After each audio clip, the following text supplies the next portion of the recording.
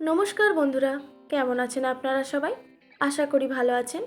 আবারও একটি নতুন পর্বে পূর্বাস কিচেনে আপনাদের সবাইকে স্বাগত জানাই। আজকে আমি ঝিঙে আলু পোস্ত রেসিপিটা আপনাদের সঙ্গে শেয়ার করব। খুবই সাধারণ একটি রেসিপি। আপনারা হয়তো প্রত্যেকেই ঝিঙে আলু পোস্ত বানিয়েছেন, কিন্তু আমি কিভাবে বানাই সেটাই আজকে আপনাদের সঙ্গে শেয়ার করব। তো স্কিপ না করে সম্পূর্ণ ভিডিওটি দেখার জন্য অনুরোধ রইল। আমি প্রথমে ঝিঙে আর আলুটা কেটে নিচ্ছি। আর প্লিজ আপনারা চ্যানেলটিকে সাবস্ক্রাইব করে আমার পাশে থাকবেন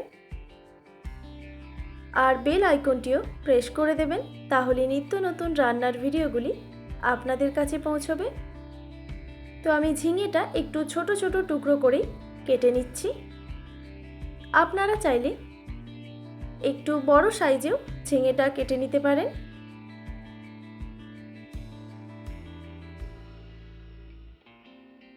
এবার ঝিঙেটা কাটা হয়ে গেলেই আলুটা আমি একইভাবে ছোট ছোট টুকরো করে কেটে নিচ্ছি। আমি এখানে দুটো মিডিয়াম সাইজের আলু নিয়েছি। তারপর আলুগুলো কেটে আমি জলে রেখে দিচ্ছি, তাহলে আলুগুলো কালো হবে না। এবার এখানে আমি দুটো মিডিয়াম সাইজের পেঁয়াজ এই রকম একটু সরু সরু করে কেটে নিচ্ছি।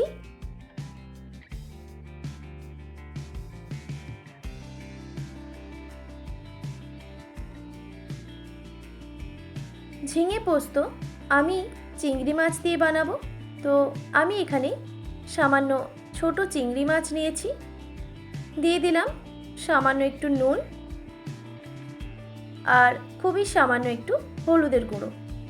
এবার নুন হলুদটা মাছে আমি মাখিয়ে নিচ্ছি।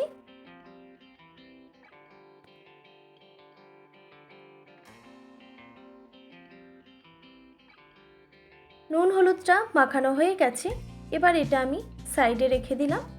আর রেসিপিটা বানানোর জন্য আমি এখানে একটা কড়াই নিয়েছি। কড়াইটা ভালো করে গরম করে নিতে হবে। তারপর এখানে দিয়ে দিচ্ছি 2 টেবিল চামচ সরিষার তেল। আপনারা চাইলে সাদা তেল দিয়েও রেসিপিটা বানাতে পারেন।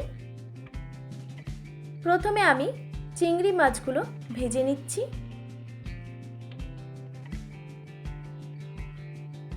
মাছগুলো একটু হালকা করে ভেজে নিলেই হবে, খুব বেশি ভাজার দরকার নেই।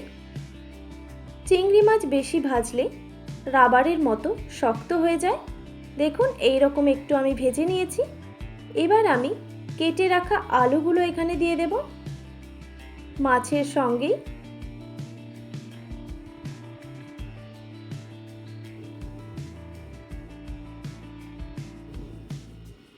দিয়ে দিলাম স্বাদ মতো নুন। এবার এখানে আলুটাকে একটু ভেজে নিতে হবে।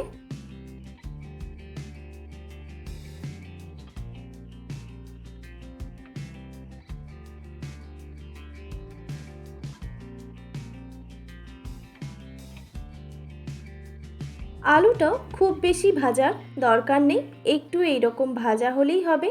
দিয়ে দিলাম কেটে রাখা ঝিঙে।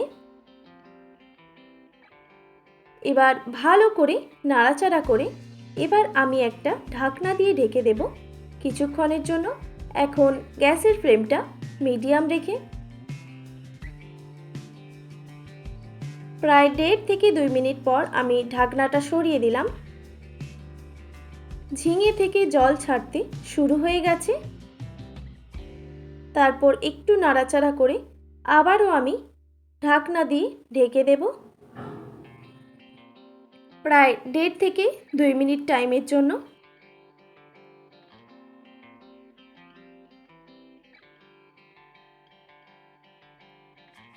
দুই মিনিট পর আমি ঢাকনাটা সরিয়ে নিলাম।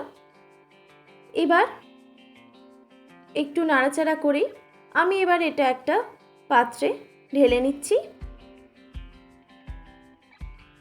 তারপর ওই কড়াইটাই আবার ভালো করে আমি ধুয়ে পরিষ্কার করে গ্যাসের মধ্যে বসিয়ে দিয়েছি। দিয়ে দিলাম 2 টেবিল চামচের মতো সরিষার তেল। তেলটা গরম হয়ে গেলেই এখানে আমি একটা তেজপাতা দিয়ে দিলাম। তারপর দিয়ে দিচ্ছি খুবই সামান্য কালো জিরে। এবার কালো জিরেটা একটু ভাজা হলেই আমি এবার এখানে দুটো যে মিডিয়াম সাইজের পেঁয়াজ আমি কুচি করে নিয়েছিলাম সেটা দিয়ে দিলাম। পেঁয়াজটাকে একটু হালকা করে ভেজে নিতে হবে। এবার এখানে আমি দিয়ে দিচ্ছি দুটো কাঁচা লঙ্কা। লঙ্কাগুলো আমি গোটাই দিলাম। যেহেতু আমার ছেলে একদমই ঝাল খায় না, সেই জন্য আমি আর লঙ্কাগুলো ফালি করলাম না।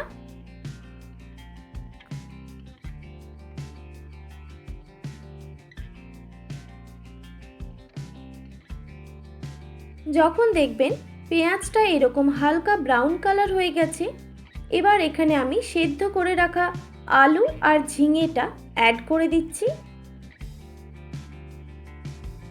এবার একটু ভালো করে নাড়াচাড়া করে নিতে হবে। এখানে কিন্তু আমি লঙ্কার গুঁড়ো বা হলুদের গুঁড়ো অ্যাড করছি না, যেহেতু আমি পোস্ত বানাচ্ছি। পোস্ততে হলুদের গুঁড়ো আর লঙ্কার গুঁড়ো দিলে একদমই ভালো লাগে না। এবার একটা ঢাকনা দিয়ে ঢেকে দিলাম কিছুক্ষণের জন্য। 2 মিনিট পর ঢাকনাটা আমি সরিয়ে নিয়েছি। এবার দেখে নিতে হবে আলু আর ঝিঙেটা সেদ্ধ হয়েছে কিনা। একদম পারফেক্টভাবে ঝিঙে আর আলু সেদ্ধ হয়ে গেছে। এবার এখানে আমি পোস্ত বাটা অ্যাড করে দিচ্ছি। আপনারাও চেষ্টা করবেন পোস্ত বাটা শেষে দেওয়ার, তাহলে ঝিঙে আলু পোস্তর টেস্ট দারুণ আসে। পোস্ত বাটি ধোয়ার সামান্য একটু জলও দিয়ে দিলাম।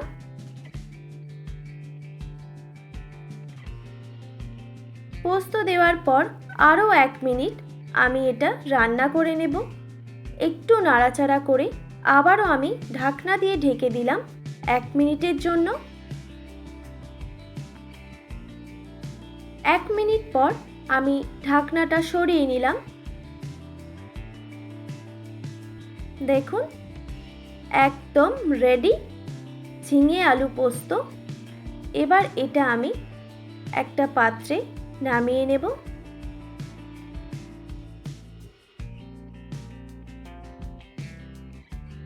রেডি হয়ে গেল গরম গরম ঝিঙে আলু পোস্ত। এবার গরম গরম ভাতের সঙ্গে পরিবেশন করুন। আজকের রেসিপি আপনাদের কেমন লাগলো অবশ্যই কমেন্ট করে জানাবেন। আর যদি ভালো লেগে থাকে তাহলে সাবস্ক্রাইব করে দেবেন আর পাশে থাকা বেল আইকনটিও প্রেস করে দেবেন, তাহলে নিত্য নতুন রান্নার ভিডিওগুলি আপনাদের কাছে পৌঁছবে। ভালো থাকবেন, সুস্থ থাকবেন। দেখা হচ্ছে নতুন কোনো রেসিপি নিয়ে। আজকের মতো এইটুকুই। আর এতক্ষণ আমার সঙ্গে থাকার জন্য আপনাদের সবাইকে অনেক অনেক ধন্যবাদ।